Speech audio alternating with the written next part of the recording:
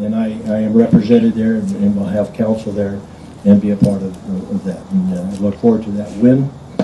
And again, most of 1070 is in effect, by the way. The media would have you believe that 1070 has been set aside and not in effect. 10 sections of 1070. The majority of 1070, and the most significant part of SB 1070, is in full force today. Sanctuary cities in the state of Arizona are illegal.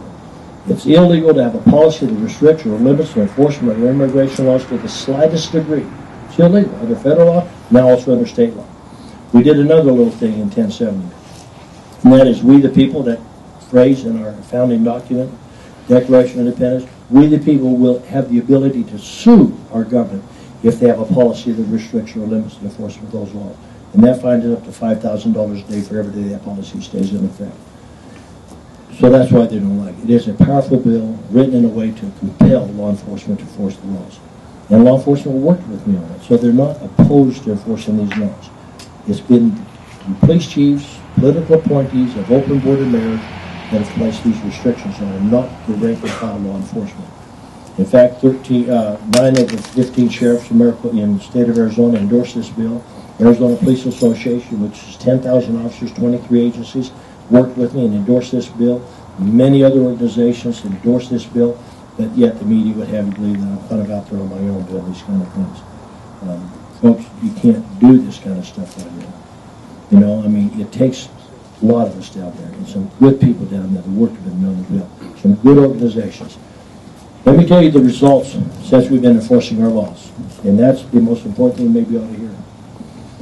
In Arizona, and again, we've had a deep recession nationwide. In Arizona, because we've been enforcing our immigration laws, we have a violent crime rate that has dropped 3 times that of the national average. Phoenix PD just gave testimony in a committee meeting with me yesterday.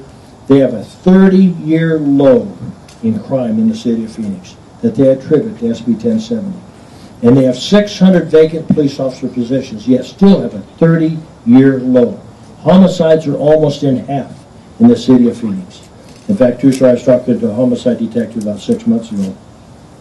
And I always trouble when I say a true story. All the others were true also. I mean, always, well, you know, don't you always worry about somebody saying, well, let me tell you the truth. Like, you haven't been? Well, anyway, he was talking to me the other day. It was so funny, like 6 months ago, and he said, Russell, he said, I really worry. He said, I worry. I said, they're going to be back in uniform. And I'm starting to feel like the Maytag repairman. He said, we have no work. He was a homicide detective. So I said, well, that's kind of a good thing, isn't it? Don't go out and generate your own. It'll be okay. It'll probably come back. But anyway, we have some great successes that people ought to hear about.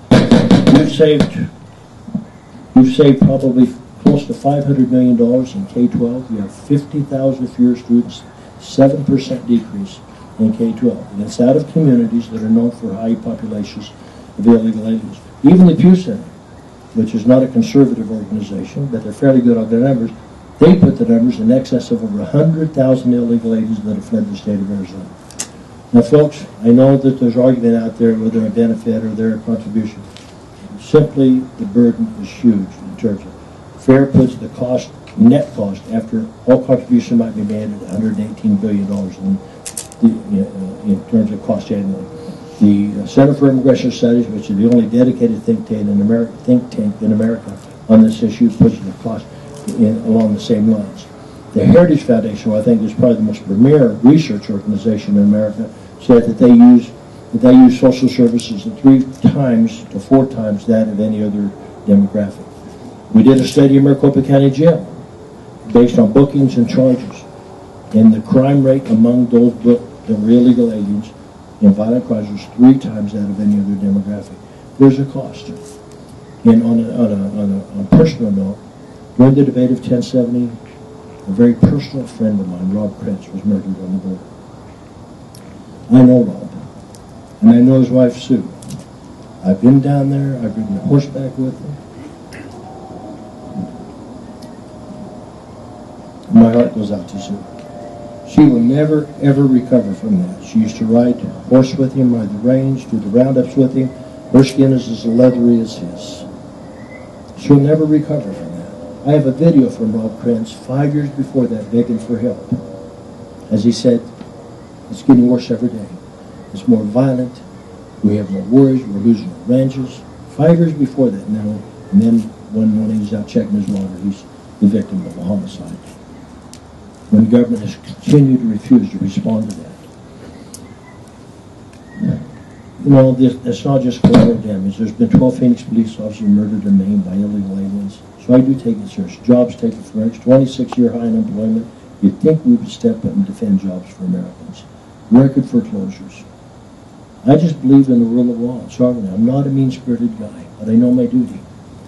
And I tell the story here, and I tell it cautiously. I have 2 boys in law enforcement, and one of them is Sean.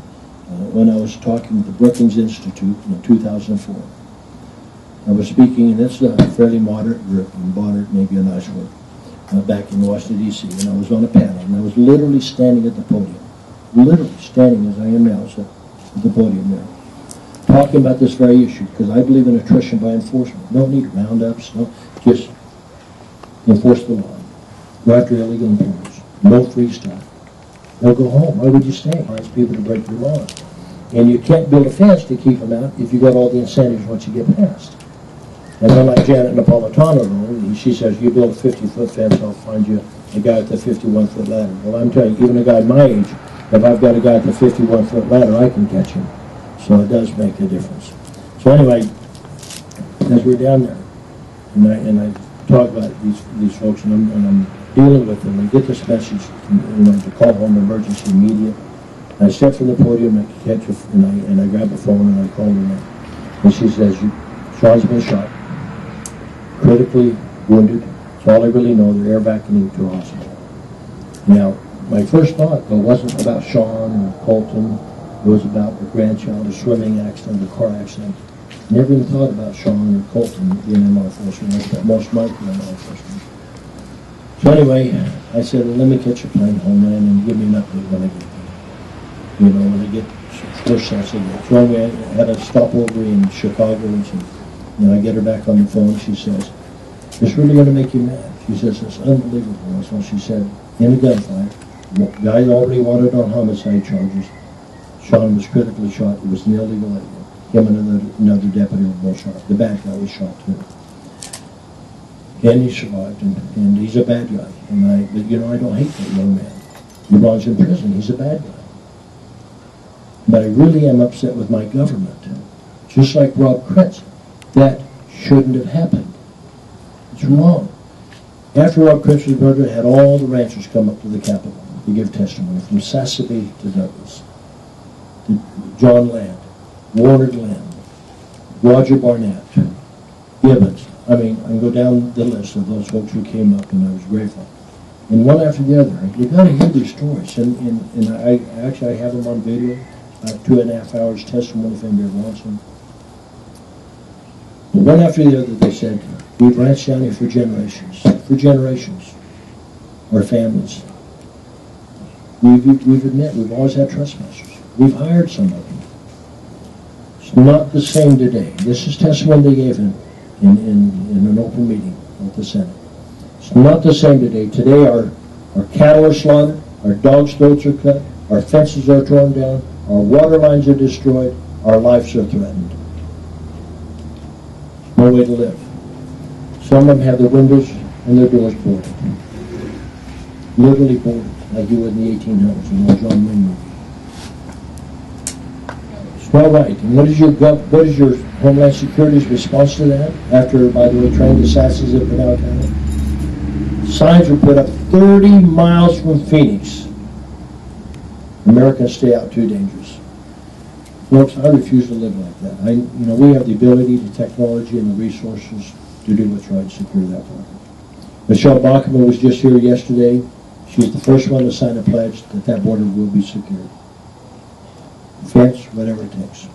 Herman Cain has not signed the pledge yet, but has given me the same commitment. That's all I'm asking for, is people to do their job. Respect the laws of our land. We allow 2 million people in this country legally every year. Legally. More than every other developed nation combined. And just like my home, and this country is my home, you have to have permission. It's just that simple. And it's not being mean, not being rude. It's what every other country does. Cross the borders in Iran, see what happens. You get shot. Cross the border in Mexico, you go to prison. You cross the border here, unless you commit additional serious crimes, you get a bus ride home. We are pretty generous and kind people, but we must insist on the rule of law. So anyway, I know my propensity is that I have a lot to say, probably more than you want to hear. So maybe I ought to take questions and answer whatever concerns you have. Then I know I'm talking about things you want to talk about. I have a gentleman back here has a question.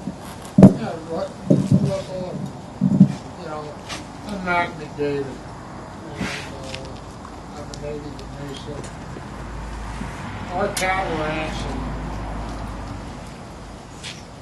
west of Stanfield is in the Beagle Valley. And, you know, I don't understand, 1070 or whatever, why was Eisenhower able to deport all of these people and we got to go through all of this falderall to get rid of them? I mean, to me, all we ought to do is round them up and send them back home. They are. And actually, that's what Eisenhower and those folks actually, most of them self-reported. Eisenhower, in an operation he started, it's not politically correct to use the term. It was the name he used. It was called Operation Red Dot. That was the name of the program. Not name calling. It was the name. So I don't want to rewrite history.